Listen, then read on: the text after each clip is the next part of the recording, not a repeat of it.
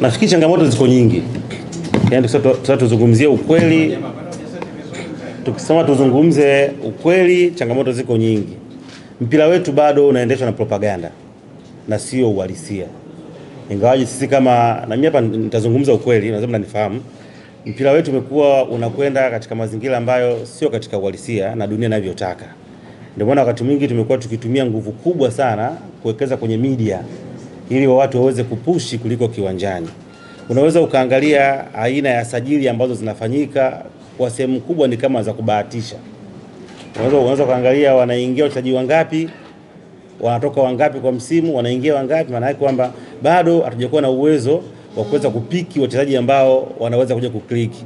Na hata hao ambao wana kliki ni kwa bahati. Kwa hiyo changamoto ya kwanza, hatuna resources za kutosha kwa maana timu hazina uwezo wa kusajili, lakini zinatumia nguvu kubwa kuweza kupush. Changamoto ya pili, bado ligi yetu mimi binafsi nafikiri of course sawa iko nafasi ya 6, lakini bado haijakuwa na ushindani mkubwa.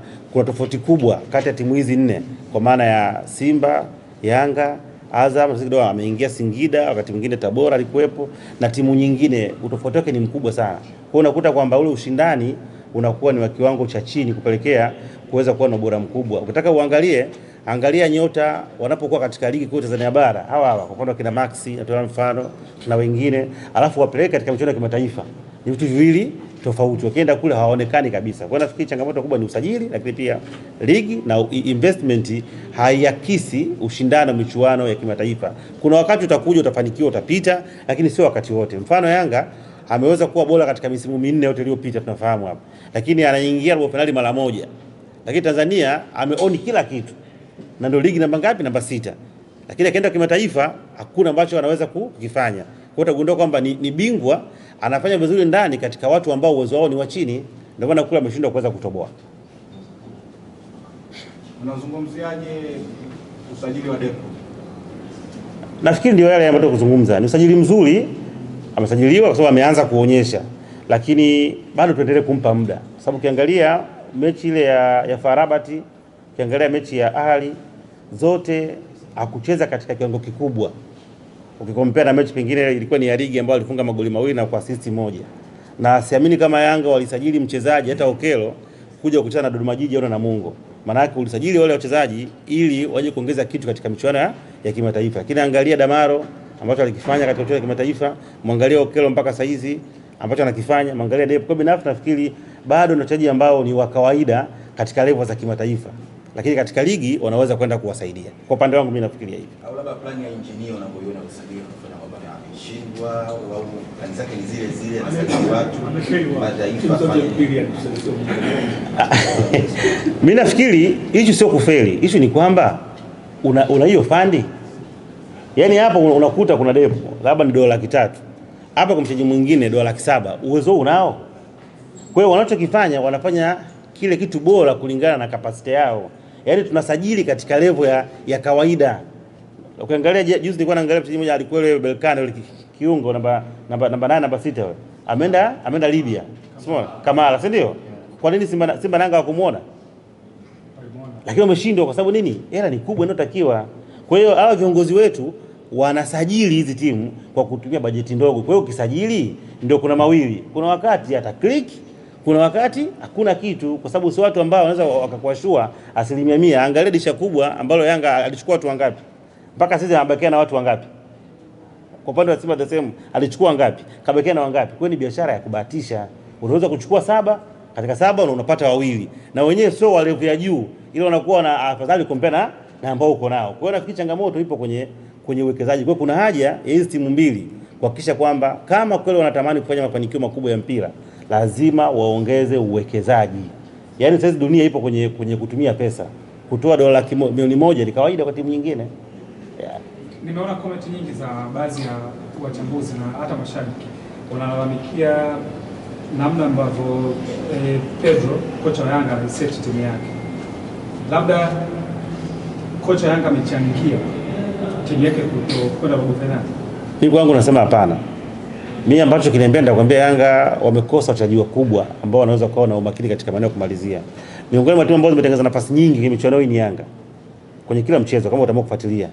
Hiyo mechi ambayo walitoka bila kufungana na ile na JS Kabylie ya ugenini, Yanga itakuwa kuweza kushinda, nafasi 4 za wazi hawakuweza kuscore. Mechi ya Ali nafasi 3 za wazi hawakuweza kuscore. Mechi ya Farabat nafasi 3 za wazi hawakuweza kuscore. Kwa changamoto ni aina ya wachezaji walionao. Hasa mwalimu anafanya kitu gani? Watengeneza timu wanafika mbele hawezi kuwa nafasi. Kwa hiyo issue ni quality. Kwa lazima zifikie hatua waamue kama kwa wana malengo ya dhati ya kutaka kuchukua bingwa wa Afrika au kufika nusu finali. Tafuta wachezaji wengine hao wakina Max level zao ni ndani. Lakini kwa nje hawezi kukusaidia. Huo ndio uhalisia ambao pengine hawatapenda kusikia, lakini ndio ukweli uliopo. Issue ni quality ya wachezaji.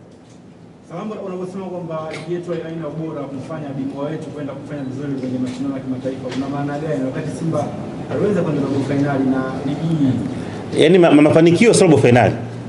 Mafanikio ni kuchukua ubingwa wa Afrika. Hata Yanga tunamzungumzia alifika robo finali mara moja, si ndio? Katika misimu mitano. Na hata hao Simba wanatamani siku afike nusu finali. Nazungumzia kwamba ule ushindani uliopo bado haukidhi kuweza kutupatia mafanikio makubwa. Ushindani uliopo baina ya hizi timu tatu hizi na timu nyingine.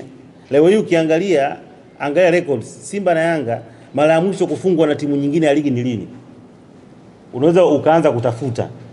Msimu mzima anatoka sare 2 atafungwa mechi moja. Kwa hiyo level yao iko tofauti na hizi timu nyingine. Kwa hiyo wanashindwa kujipima vizuri. Leo ukiangalia Yanga kutana timu nyingine anapiga goli 5, goli 7, mechi 3, goli 9. Unakwenda kimataifa una mechi 4, goli 1. Umeona huo uwiano? Maana yake hatuna uwiano. Kwa hiyo ukimchukua Dube akija kucheza na JKT na Dodoma Jiji si na Kosi anakupatia matokeo. Lakini akaenda kukutana timu ya kawaida tu kama JS Kabylie hawezi kufunga. Kwa maana yake kuna utofauti wa viwango baina ya timu tatu hizi au 4 na timu nyingine. Kwa hiyo wanashindwa kupata ile kipimo halisi na hata kwanza kujipima kuweza kuona kama je wana timu bora au sio bora. Mimi naomba nikutoe kidogo. Leo limefanyika tukio kubwa sana pale Benjamin Mkapa na ni taarifa rasmi kwamba sasa kulikuwa na Gamondi kwa miaka 2. Lakini kwenye tukio lile waziri wa michezo ametumia kama fursa kumwelekeza msajili kwamba kamilishe sasa mchakato kwa sababu swala unafikiri ile ndoto siku moja ambayo Simba walikuwa wanaiwaza ya kuwa bingwa wa Afrika, siku ambayo pia wana michezo na mimi hata leo natamani kupata bingwa wa Afrika kutoka Tanzania, inaweza kukamilishwa na mchakato wa mabadiliko wa vilabu vyetu hivi ambao wanauendea kwa maana ya Simba, Yanga wanauendea. Lakini unafikiri kauli ya Mheshimiwa Waziri inakwenda kuchagiza kitu gani kuelekea mabadiliko ya Simba, kwa sababu sasa wapo kwenye mchakato wa katiba yao kupitishwa na msajili? Unafikiri inakwenda kuchagiza kiasi gani kwa swali langu? Nafikiri unapozungumzia issue ya mabadiliko ya kiuwekezaji ni issue muhimu sana, kwa sababu kwanza itakwenda kutoa fursa kwa maana kwa kuna mashirikiano yaliyo wazi baina ya hao investors na vilabu kwa moja ama nyingine, ambako sasa pale itakuwa ni rahisi kuweza kufanya monitoring ya kitu ambacho kinapatikana. Kwa hiyo binafsi nimeona kwamba ni hatua nzuri. So ukiangalia Simba ni kama wanasintofahamu, wao ndio walikuwa wameanza mchakato. Baada ya Yanga wakaja wakaingia, lakini wakaja wakawa wamestack. Kwa hiyo ile itakwenda kusaidia kwanza kupata wawekezaji ambao watakuwa wanaweza kufikia matakwa ya timu. Sababu leo hii ukiangalia upande wa Yanga na upande wa Simba, mwekezaji au mtu aliyopo abanwi, sawa? Abanwi na kanuni na aina ya uwekezaji. Kwa hiyo mimi naamini kwamba kama michakato hii ikikamilika kwa wakati, timu zitakwenda kuimarika, watakuwa na uwezo wa kusajili, watakuwa na uwezo wa kujenerate income na kupanga bajeti ambazo zitakuweza kufikia kwa muda. Kwa hiyo binafsi nafikiri ni kitu kizuri, lakini pia kwa upande wa alichokiongea waziri ni kitu kizuri. Hata kuna vitu viwili, kuna kuzungumza waziri na kuwa na utayari na wanachama wa hizi timu. Shida ni kwamba tuna wanachama wa aina mbili. Tuna wanachama ambao wapo kuona hizi timu zipo wao wakinufaika na viongozi, na kuna watu ambao wanataka kweli mpira uweze kuendelea. Hasa hizi pande mbili kama hazitakaa sawa, hatuwezi kufika. Ndio maana leo unakuta kwenda Simba, kuna wengine wanamtumu mwekezaji, wengine wanampongeza, kuna wengine wanamtumu mwenyekiti, wengine wanampongeza. Kwa pale pana maslahi mengine nje ya klabu. Kwa nafikiri vema watu wote tukakaa tukaangalia mpira tunachotaka. Tukiwa kwenye njia moja tutafanikiwa. Sababu hicho ni kuwa tuna uwekezaji ambao unakuwa una nguvu na mbona za kuweza kufanikisha.